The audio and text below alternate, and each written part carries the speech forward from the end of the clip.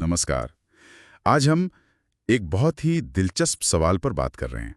भारत बनाम चीन 2030 तक दुनिया के मंच पर कौन ज्यादा ताकतवर बनके उभरेगा? हाँ, ये सवाल आजकल काफी चर्चा में है और हमारे पास इस पर भारत बनाम चीन कौन बनेगा महाशक्ति 2030 तक नाम के दस्तावेज से कुछ अहम बिंदु हैं जिन पर हम आज बात करेंगे। बिल्कुल।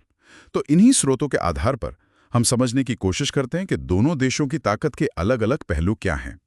पर सबसे पहले ये साफ कर लेते हैं, ये स्रोत महाशक्ति किसे मानता है? मतलब क्या पैमाने हैं? हाँ, ये जरूरी है।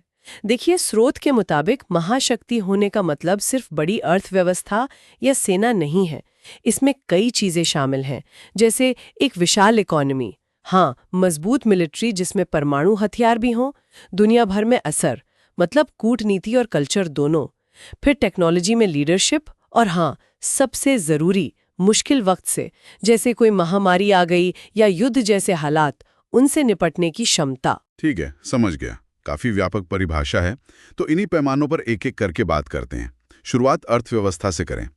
2025 के जो आंकड़े इस स्रोत में दिए हैं, चीन लगभग $18 ट्रिलियन, दुनिया में दूसरा। हाँ, और भारत करीब $4 ट्रिलियन के साथ 5वें नंबर पर। चीन को तो दुनिया की फैक्ट्री कहते ही हैं। और भारत को सबसे तेजी से बढ़ते बड़ी अर्थव्यवस्था। बिल्कुल। लेकिन स्रोत सिर्फ इन हेडलाइन नंबरों पर नहीं रुकता, वो ये भी बताता है कि चीन के सामने अपनी मुश्किलें हैं, जैसे बढ़ता हुआ कर्ज, रियल एस्टेट सेक्टर में जो संकट चल रहा है, और उनकी आबादी भी घट रही है। ये एक बड़ी बात है। अच्छा, और भारत के पक्ष में क्या है? भारत की सबसे बड़ी ताकत मानी जा रही है उसकी नौजवान आबादी, और जो डिजिटल इकोनॉमी तेजी से बढ़ रही है वो। और अगर 2030 के अनुमान देखें तो स्रोत क्या कहता है?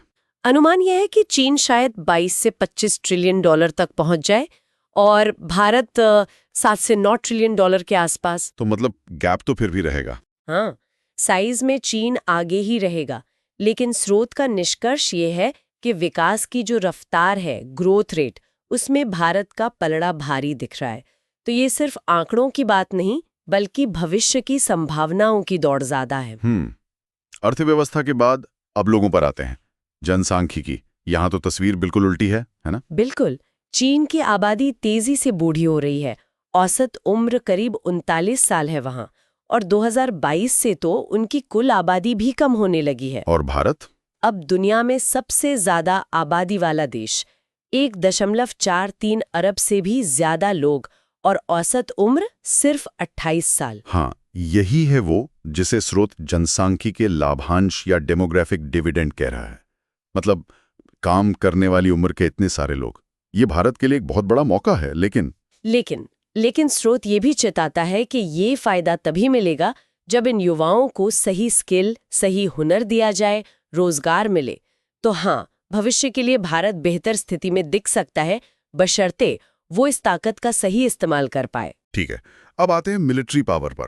स्रोत के अनुसार चीन का डिफेंस बजट दुनिया में दूसरा नंबर पर है, बहुत ज्यादा। हाँ, और भारत की सेना संख्या के हिसाब से दुनिया में तीसरी सबसे बड़ी है। चीन तो हाइपरसोनिक मिसाइल, एयरक्राफ्ट कैरियर, इन सब पर बहुत जोर दे रहा है, एकदम लेटेस्ट टेक्नोलॉजी। बिल्कुल, लेकिन भारत भी पीछे नहीं है। वो भी रफाल, लड़ाकू विमान, S-400 एयर डिफेंस सिस्टम जैसे आधुनिक हथियारों से अपनी सेना को मॉडर्नाइज कर रहा है, तेजी से। और सीमा पर तनाव, वो भी तो एक अहम फैक्टर है। हाँ, स्रोत इस बात को नजरअंदाज नहीं करता।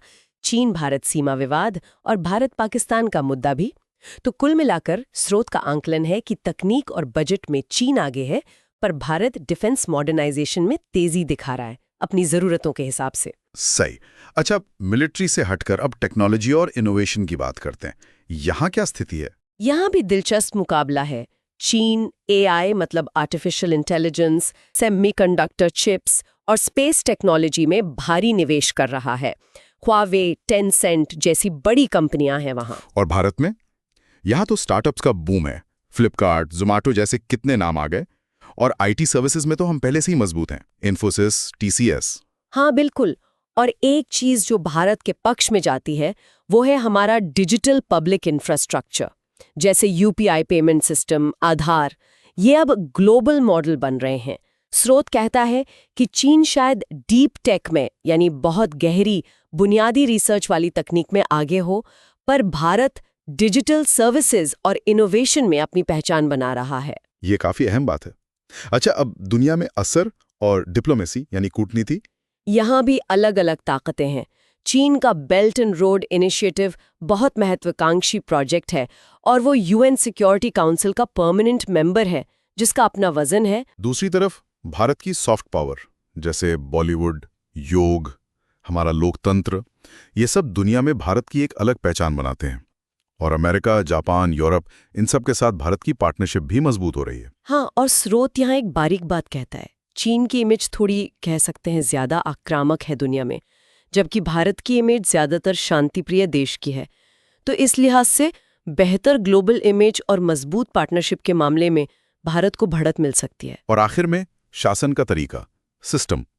चीन में एक पार्टी का शासन, फैसले तेज होते हैं पर असहमति की गुंजाइश कम। हाँ, और भारत दुनिया का सबसे बड़ा लोकतंत्र, यहाँ प्रक्रियाएं धीमी हो सकती हैं पर सिस्टम को ज्यादा लचीला और वक्त के साथ ढलने वाला माना जाता है। स्रोत दोनों के अपने अपने पहलू बताता है। बिल्कुल, हम यहाँ सिर्फ स्रोत की बात रख रहे हैं। तो इस लोकतांत्रिक व्यवस्था का क्या असर पड़ता है? स्रोत का मानना है कि लोकतंत्र की वजह से भारत में लंबे समय तक चलने वाली स्थिरता की संभावना ज्यादा हो सकती है चीन के मुकाबले। तो अगर पूरी बात का निचोड़ निकालें, स्रोत के आधार पर एक स्कोर कार्ड जैसा बनाए तो? हाँ, बना सकते हैं। अर्थव्यवस्था का साइज चीन, इकोनॉमी की ग्रोथ भारत, डेमोग्राफी यानी आबादी भारत, मिलिट्री चीन, डीप टेक्नोलॉजी चीन, digital innovation Bharat, global image और पार्टनरशिप शायद भारत, शासन प्रणाली का लचीलापन भारत, ऐसा कुछ कह सकते हैं। तो मतलब कोई एक साफ विजेता नहीं है 2030 के लिए? नहीं, उतना सीधा नहीं है। और स्रोत का जो मुख्य निष्कर्ष है वो काफी दिलचस्प है।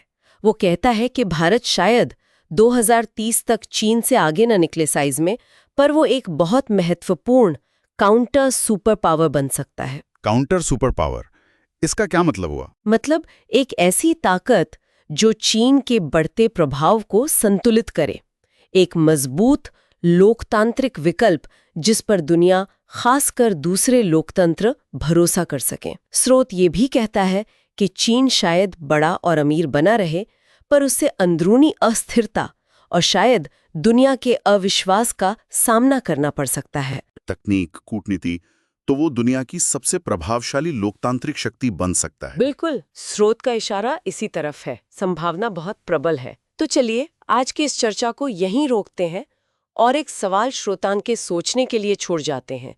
क्या लंबे समय में किसी देश के लिए उसकी अर्थव्यवस्था का आकार और फौजी ताकत से ज्यादा महत्वपूर्ण दुनिया का भरोसा और उसकी लोकतांत्रिक व्यवस्था का लचीलापन साबित हो सकता है?